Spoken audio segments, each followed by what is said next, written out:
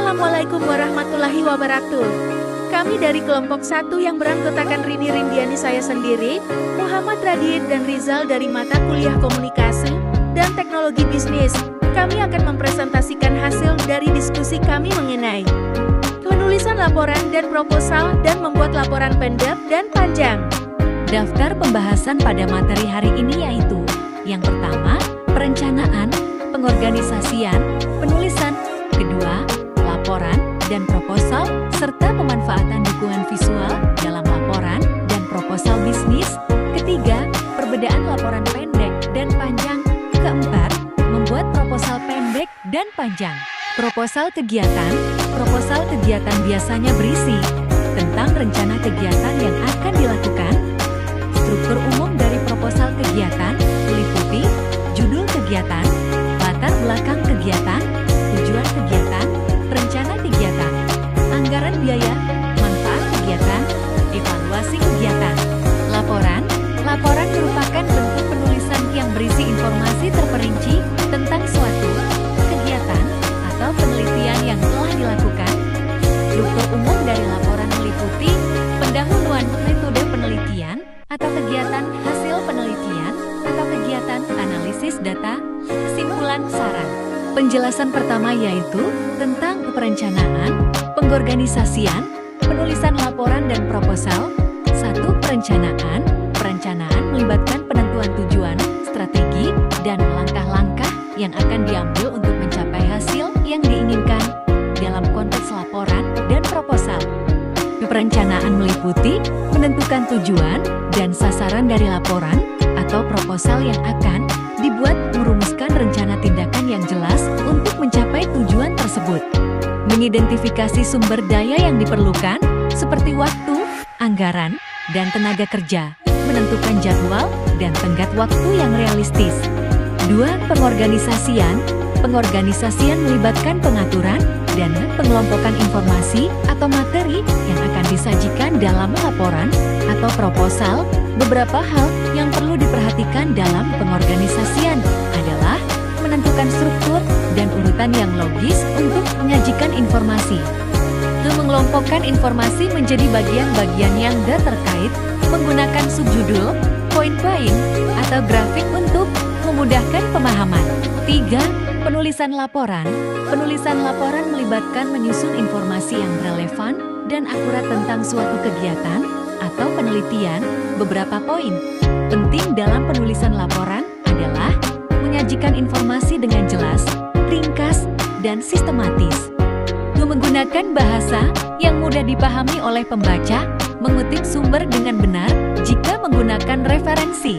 4. Penulisan proposal melibatkan penyusunan rencana kegiatan atau penelitian yang akan dilakukan. Beberapa hal yang perlu diperhatikan dalam penulisan proposal adalah menjelaskan latar belakang dan tujuan dari kegiatan atau penelitian. Menyajikan rencana kegiatan atau penelitian secara rinci, menyertakan estimasi biaya dan sumber daya yang diperlukan. Penjelasan kedua, pemanfaatan dukungan visual dalam laporan dan proposal bisnis. Pemanfaatan dukungan visual dalam laporan dan proposal bisnis dapat membuat informasi lebih mudah dipahami dan diterima oleh pembaca atau pihak yang dituju. Dukungan visual seperti tabel, grafik, dan bagan dapat membantu menyajikan data atau informasi secara visual sehingga memudahkan pembaca untuk memahami dan menganalisis informasi tersebut.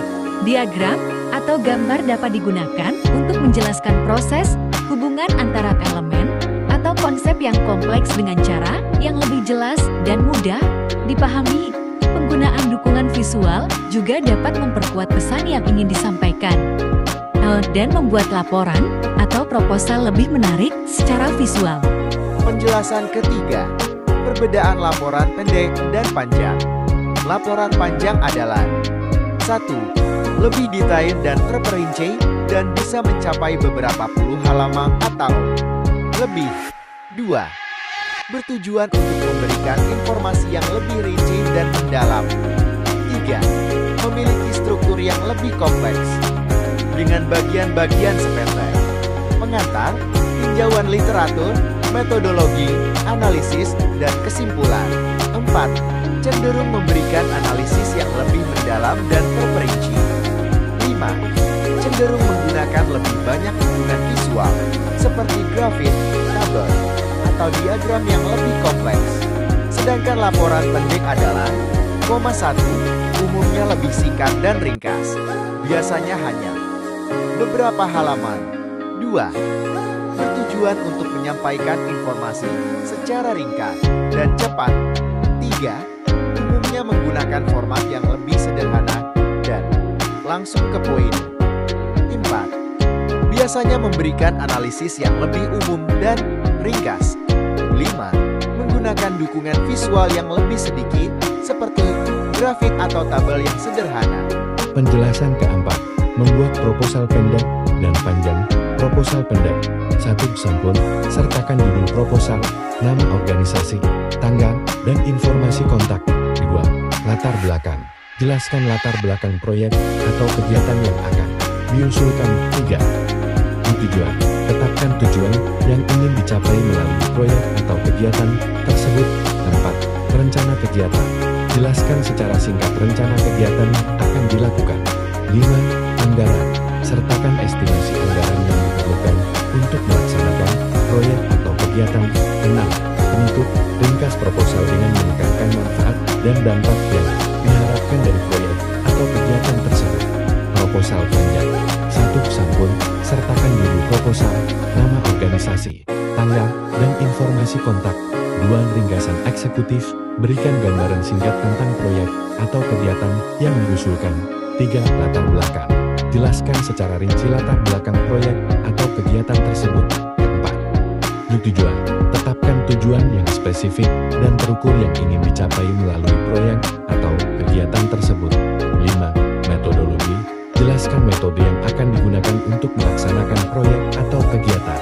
6. Rencana kegiatan, rincikan langkah-langkah yang akan diambil untuk mencapai tujuan, proyek atau kegiatan.